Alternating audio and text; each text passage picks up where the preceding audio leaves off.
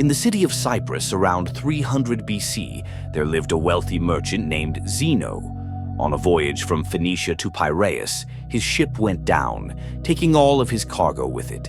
In a single moment, an event entirely beyond Zeno's control, his wealth vanished, leaving him in absolute poverty. Now, imagine being in Zeno's position. How would you react to seeing the hard work of your entire life washed away by sheer misfortune? Would you be angry, devastated? Would you feel betrayed by fate? Most people would find these reactions perfectly reasonable, but not Zeno. That single moment didn't define his downfall. It marked the beginning of Stoicism. One small shift in perspective can last a lifetime. One simple change in mindset can cascade into transformations that shape history. At its core, Stoicism is the embodiment of both acceptance and detachment. After studying the works of Socrates and other great philosophers, Zeno went on to establish and teach the philosophy of Stoicism. According to his teachings, while we may have little control over what happens to us, we have absolute control over how we choose to respond. And it is in that response where our true power lies. Rather than lamenting over his loss, or in this case, his sunken fortune, Zeno remained composed. Instead of despairing over the uncontrollable, he focused on controlling himself. Today, people often associate Stoics with individuals who are emotionally unshakable. Those who seem immune to extreme emotions, never giving in to anger, panic, or distress. But the original vision of Stoicism was far greater than emotional suppression. It wasn't just a way to describe those who remain calm under pressure. It was a philosophy for understanding, navigating, and making sense of the world. A way of life so powerful that it has endured for centuries. And just as it was applied thousands of years ago, the principles of Stoicism are just as useful and transformative today.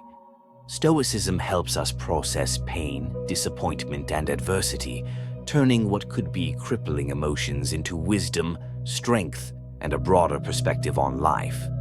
Perspective is everything, and no two people see the world the same way. The Stoics didn't hide their philosophy within palace walls or behind closed doors. They gathered, debated, and taught in public spaces, making their ideas accessible to anyone willing to learn. They believed that Stoic principles could benefit every single person, regardless of class, status, or background. And so, from slaves to emperors, many embraced Stoicism as their way of life. Some of history's most notable Stoics include Epictetus, whose name means acquired because he was once a slave, Seneca, a renowned statesman, and Marcus Aurelius, a Roman emperor who wielded immense power yet lived by the philosophy's core principles. The early Stoics didn't just talk about equality, they practiced it. They actively fought against division and discrimination, going so far as to invent the term cosmopolitan, meaning citizen of the world. Today, we associate that word with diverse global cities like New York, London, and Dubai. But for the Stoics, it meant something deeper, unity beyond borders. At the time, women were largely excluded from philosophical education, but the Stoics rejected this idea entirely. Musonius Rufus, the teacher of Epictetus, once stated, "It is not men alone who possess eagerness and a natural inclination toward virtue, but women also. Women are pleased no less than men by noble and just deeds, and reject their opposites. If that is so, why should it be fitting for men to seek how to live well, but not women?" Long before equality became a mainstream idea, Stoicism welcomed anyone willing to embrace wisdom. So, why have so many people adopted Stoicism as their way of life? Because in a world where unexpected chaos is inevitable, unchecked emotions can easily derail us. In reality, we don't feel pain simply because bad things happen. We feel pain because bad things happen unexpectedly. Take rain, for example. Rain nourishes crops, replenishes water sources, and maintains ecological balance. But if you're caught outside without an umbrella, It's an unpleasant experience. Why don't we panic every time it rains? Because we've come to expect it. We may not control the weather, but we know that rain will come and that it will pass. Stoicism teaches us to apply the same mindset to all of life's hardships. If something bad can happen, we should expect that it will happen. If we prepare for the worst, we won't be caught off guard when it arrives. One of the core Stoic exercises is voluntary discomfort. This practice is designed to cultivate gratitude and resilience by intentionally putting yourself in uncomfortable situations, sleeping on the floor instead of your bed, taking cold showers instead of warm ones, eating the simplest food instead of indulging in luxury. By deliberately experiencing discomfort, we remind ourselves that no matter how hard things get, we are stronger than our circumstances. We train our minds to endure adversity before it arrives. And in a world driven by consumerism, where advertisements constantly tell us that we need more, look better, and earn more to be happy, this lesson is more crucial than ever. We enter the world knowing nothing. We grow up being shaped by what we learn at home, in school, and through experience. But often, these sources of knowledge conflict. So the question becomes, what should we truly internalize?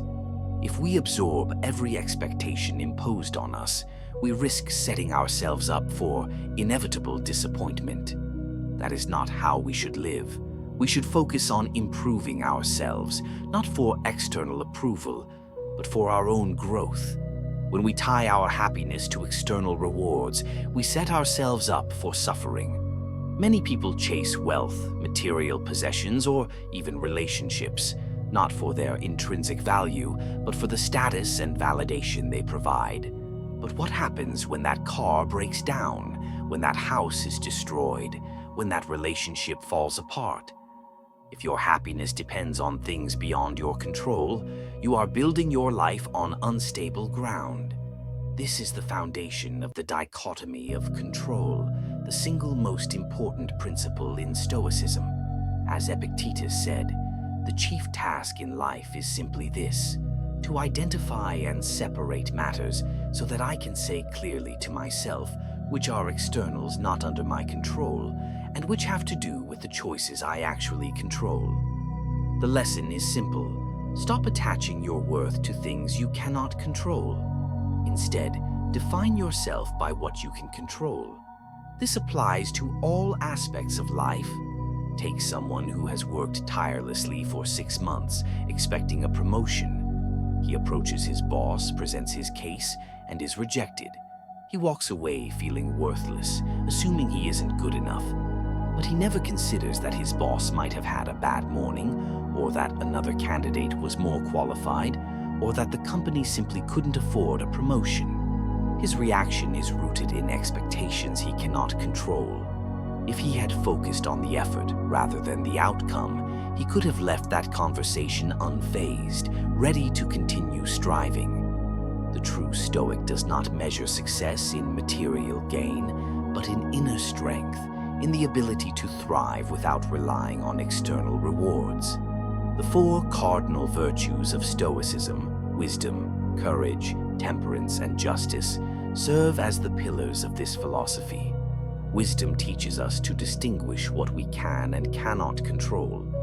Courage reminds us to persist and resist. Temperance teaches us moderation, to do more with less. And justice, the highest virtue, calls us to act with fairness, knowing that we were born to do good for others, not just ourselves. Through figures like Nelson Mandela, through modern psychology, and through our own daily practices, Stoicism remains as relevant today as it was in ancient times. And in the end, whether we sail through life unscathed or sink beneath the waves, the true Stoic finds peace, not in how long they lived, but in how well they lived.